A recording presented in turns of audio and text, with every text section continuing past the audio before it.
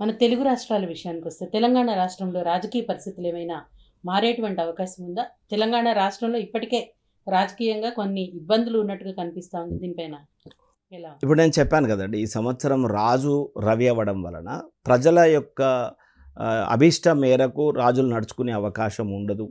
అదేవిధంగా కొంత గ్యాప్ వస్తుంది. కొంత మిస్‌కమ్యూనికేషన్ ఏర్పడతది పాలకులకును, ఈ ప్రజలకు మధ్యలో. కాబట్టి నేను మళ్ళీ చెప్తున్నాను.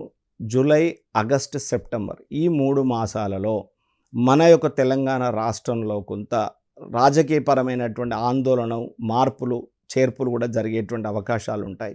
కొంత అంటే రేవంత్ రెడ్డి గారిది కరెక్ట్ బర్త్ డీటెయిల్స్ లేవండి. ఎందుకంటే గతంలో రేవంత్ రెడ్డి గారి జాతకాన్ని చాలా ఒక్కొక్కరు ఒక్కొక్క రకంగా బర్త్ డీటెయిల్స్ ఇచ్చారు. సో జ్యోతిష్యులందరూ కూడా ఒక రకమైన కన్ఫ్యూజన్ ఉంది. వారు సరైనటువంటి జాతకం కూడా లేదని. అయితే నాకున్న సోర్స్ ద్వారా అత్యంత సన్నిహితులు వాళ్ళు అడిగినప్పుడు వారికి perfect date of birth, time of birth లేదని చెప్పారు.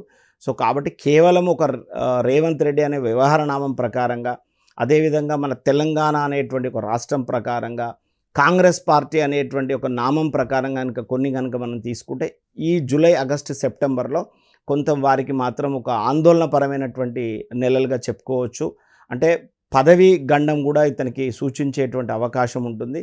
కొంత దాన్ని కనుక తెలివిగా కనుక ముందే పసిగట్టి కనుక గట్టెక్కేటువంటి అవకాశం ఉంటే ఉండవచ్చు.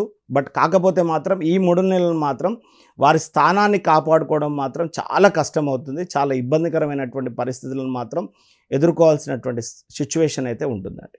రాష్ట్రంలో ప్రతిపక్షంగా చెప్పుకుంటున్నటువంటి బీఆర్ఎస్ ఏమైనా పుంజుకునే అవకాశం ఉందా? బీజేపీ పరిస్థితి కూడా ఏ విధంగా ఉండబోతుంది తెలంగాణ రాష్ట్రం? ఇప్పుడు ఇక్కడ బీఆర్ఎస్ పార్టీ అన్నామనుకోండి, బీఆర్ఎస్ పార్టీ యొక్క భవిష్యత్తు ఎలా ఉంటుందని చెప్పినప్పుడు మనం ఎలా తీసుకుంటామంటే, బీఆర్ఎస్ అనేటువంటి నామకరణం ప్రకారంగా అది ఏ రోజైతే ఉద్భవించిందో, బీఆర్ఎస్ పార్టీ ఉద్భవించినటువంటి ఒక సమయాన్ని కూడా తీసుకుంటూ ఆ రాష్ట్ర అంటే ఉదాహరణకు బీఆర్ఎస్ పార్టీ అధ్యక్షుడు ఉన్నారు, వారి యొక్క జాతకాన్ని కూడా మనం కొంత పరిశీలన చేసుకోవాల్సి వస్తుంది.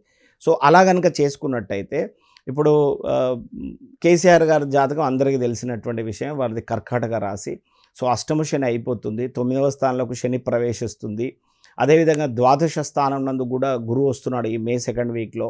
కొంత మైల్డ్ హెల్త్ ఇష్యూస్ మినహాయించి 100% ప్రజల యొక్క మన్నన పొందుతూ మళ్ళీ కొంచెం బౌన్స్ బ్యాక్ అయ్యేటువంటి అవకాశం మాత్రం కేసీఆర్కి అయితే ఉందండి. ఓకే. అంటే బీజేపీ పరిస్థితి ఎలా ఉండబోతుంది? తెలంగాణ రాష్ట్రంలో ఇప్పుడు అధ్యక్షులను మార్చేటువంటి అవకాశాలు కూడా కనిపిస్తున్నాయి. అంటే ఎలా ఉండబోతుంది? భవిష్యత్తులో పుంజుకుంటుందా బీజేపీ? ఓకే. బీజేపీకి సంబంధించండి వచ్చేటువంటి అధ్యక్షుడి యొక్క పేరును బట్టి కూడా మనం కొంత నిర్ణయం తీసుకోవడానికి అవకాశం ఉంటుంది. బట్ అయితే బీజేపీ పార్టీ అనుకోండి, బీజేపీ ప్రారంభం చేసినటువంటిది కానీ, లేదా ఆ పర్టికులర్ ఆఫ్ కొంచెం ప్రశ్నశాస్త్ర ప్రకారం కనుక మాకున్నటువంటి పరిధి మేరకు మేము చెప్పే ప్రయత్నాలు చేస్తే ఏమవుతుందంటే, ఇప్పుడు ఎవరైతే అధ్యక్షుడిగా వస్తారో బీజేపీని అమాంతంగా రైస్ తీసుకుపోయేటువంటి పొజిషన్ ఉండదండి. కొంచెం స్టెబుల్డ్గానే, కొంచెం నార్మల్గానే బీజేపీ వ్యవస్థ నడుస్తుంది. ఎందుకంటే బీజేపీ దాని ప్రకారం కనుక చూస్తే వీళ్ళ షైన్ ఆఫ్ అంటే వీళ్ళు రైజ్ అయ్యేటువంటి ఒక పీరియడ్ 2027లో ఉంటుంది. కాబట్టి సో ఈ ఇయర్, నెక్స్ట్ ఇయర్ అంటే సుమారుగా 2026 సెప్టెంబర్ వరకు కూడా, అంటే 2026 సెప్టెంబర్ వరకు బీజేపీలో బాగా రైజ్ అయ్యేటువంటి అవకాశం ఏం లేదు. సో అక్కడ మళ్ళీ సెప్టెంబర్ తర్వాత 2026 సెప్టెంబర్ తర్వాత కూడా మళ్ళీ రాష్ట్ర అధ్యక్షుడు మార్పు వస్తుంది. అంటే ఇప్పుడు అందరం వింటూ ఉన్నాం. ఇప్పుడో రేపో లేకపోతే ఈ వారం 10 రోజులలో కూడా కొత్త అధ్యక్షుడిని ప్రకటించే అవకాశం ఉంటుంది. ఈ అధ్యక్షులు కూడా 2026 సెప్టెంబర్ తర్వాత కొంత మార్పు చేర్పులు జరుగుతాయి. అక్కడి నుంచి మళ్ళీ బీజేపీ నెక్స్ట్ లెవెల్కి పుంజుకునేటువంటి అవకాశం ఉంటుందండి.